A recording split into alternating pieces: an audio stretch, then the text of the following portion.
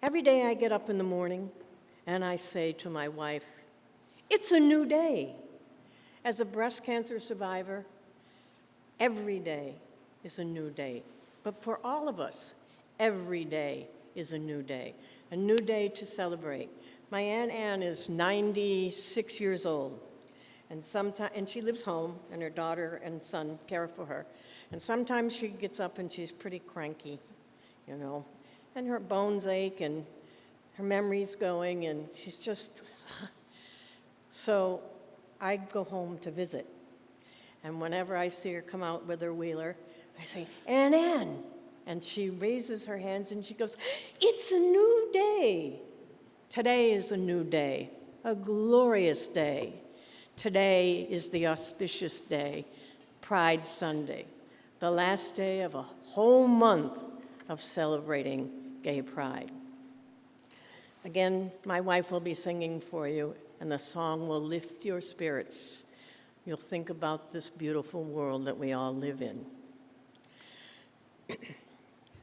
My wife, my friends, today I would like to invite you to consider and experience a truth that is very simple and yet not always easy, but it's very powerful. And it's this: we are, all of us, together, children of God. We are made in the image and likeness of God, and therefore, He is our Father. All of us, you and you and you, and those people watching on, what is it? Zoom, people marching out in the streets. All of us are children of God because we are made in His image and His likeness. In the readings that we just heard from Deuteronomy, also from Mark, we're told to love God, love ourselves, and love our neighbors. We heard that the greatest commandment is love the Lord your God with your whole heart, your whole soul, your whole mind, and your whole strength. And the second is this: love your neighbor as yourself. These are, and there are no greater commandments than these. So it seems to me that self-love is implied in these commandments and assumed to already be true. So if you love yourself, you will be able to love others as equal. That's not always easy to love yourself. And the other aspect is oftentimes religion and the Bible are used to divide us, to separate us, to criticize and judge others.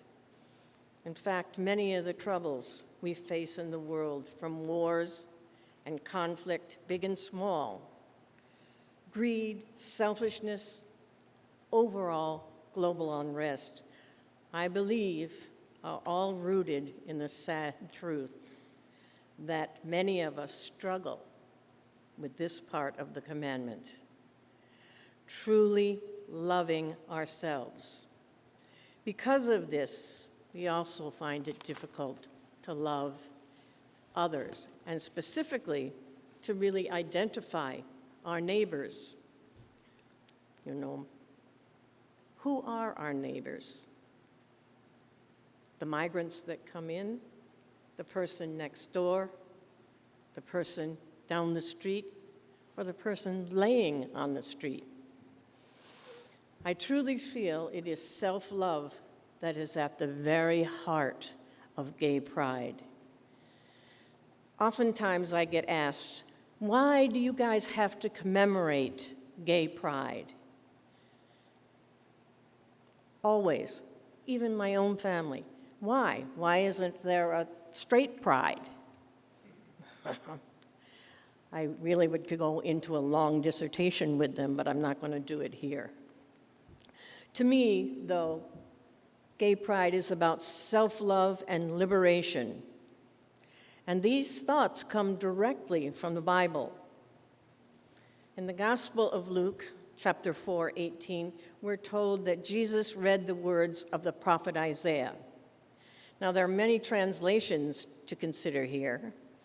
This is somewhat of a combination of them all. And Jesus read, "The Spirit of the Lord is upon me, because he has anointed me to preach good news to the meek, to the poor, to the afflicted. He has sent me to bind up and heal the brokenhearted, to proclaim liberty to the captives, recovery of sight to the blind, and to release the oppressed, and to open the prison and the eyes of those who are bound." So the question is, who are these people who need to hear this good news? It's us. Those who may not be poor financially, but poor of spirit. Those who are meek and afraid to speak out about who they really are. Who may be brokenhearted because they've been rejected or disavowed by family, friends, their community, and society. Those who may be blind to seeing who their neighbors really are. And finally, proclaiming liberty from captivity. It was then, and it is now, about liberation, setting us all free from whatever binds us. When it comes to gay pride, we know that the tide began to change in the Stonewall Inn, where it was once again raided, a place that was a haven for gay, lesbian, transgender persons, people who were arrested, put in jail, beaten. This time, though, they fought back. People in New York City, gay people in New York City, came to the rescue. They protested. They protested the raid and the treatment of their gay brothers and sisters. They proclaimed that this was the time to proclaim their liberation from captivity. I need a sip of water. There goes that dry mouth again. Here we are, 55 years later, almost to the day, and gay pride is a joyful celebration, one that was born of struggle and pain. And let me say, struggle and pain is still happening today. Although it's much better than years ago. I'm 76 years old. I know the history, but it's better today. Again, gay pride is about being true and coming into yourself regardless of people's opinion, whether they approve or disapprove. It's about healing the feelings of not being enough and those of brokenness, rejection, loneliness, and abandonment. And then learning to love every single part of yourself, even the most disowned and disavowed parts. Because we have liberated ourselves through struggle and pain, we now take pride in being lesbian, gay, queer, trans, bi, because we were made in the image and likeness of God. Pride is about following the words of Jesus, who told us to love ourselves and our neighbors as ourselves. When we love ourselves, when we are proud of ourselves, we are in a better position to love others. And now we can say to the world, this is me. I am here, and I'm not going back into that darkness ever again. No one is free until all of us are free. So we now hold up our rainbow flags, that visual declaration of our pride and the power of freedom. So I say to you, my friends, today, I encourage you to go out into the world, well, maybe not right now, but a little bit later, to celebrate and proclaim your love of self and of your neighbors. It's not just a gay day. It's not just a gay pride day. It's a pride for each and every one of you to love yourself, to feel good about yourself. Walk, march, dance with your heads held high. Walk in the light of your own brilliance.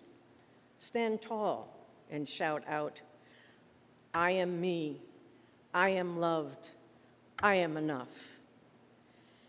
We are all made in the image and likeness of God. We are children of God, and nothing and no one can keep us from that truth. It is both simple and profound. Thank you again for this opportunity to be here. Thank you again for welcoming me once again to be a part of your loving community.